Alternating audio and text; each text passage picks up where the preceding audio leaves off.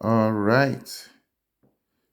Just before we go into the coding aspect of the whole knowledge, the 12 by 12 matrix, which is the most complex aspect of this whole thing, let us begin to consider how we can allocate the institutions we form into the national template.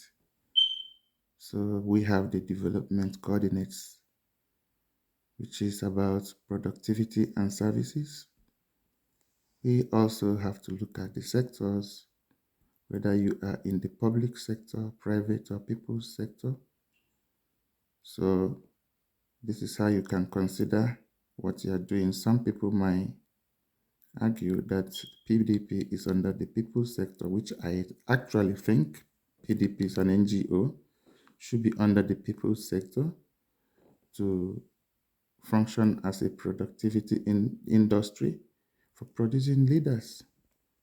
And Dangote Cement, of course, is in the private sector to produce cement. Logon, as an NGO, is in the people's sector proper and is conducting services through education. So these are some of the ways you begin to look at this whole thing and consider where your organization belongs to. And another way is this.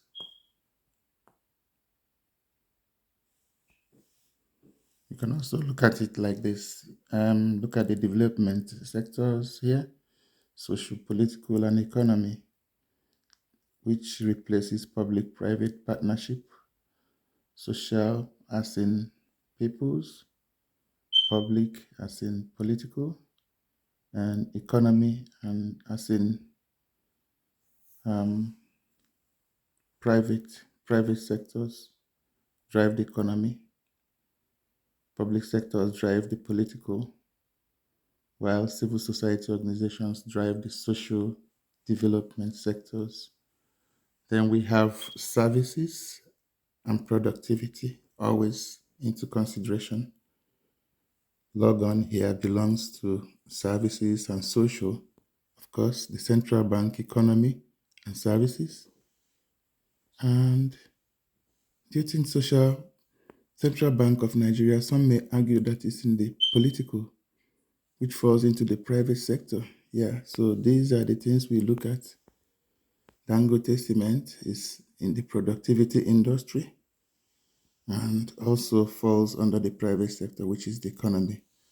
So I'm twisting these things for you to consider within your company or with your organization.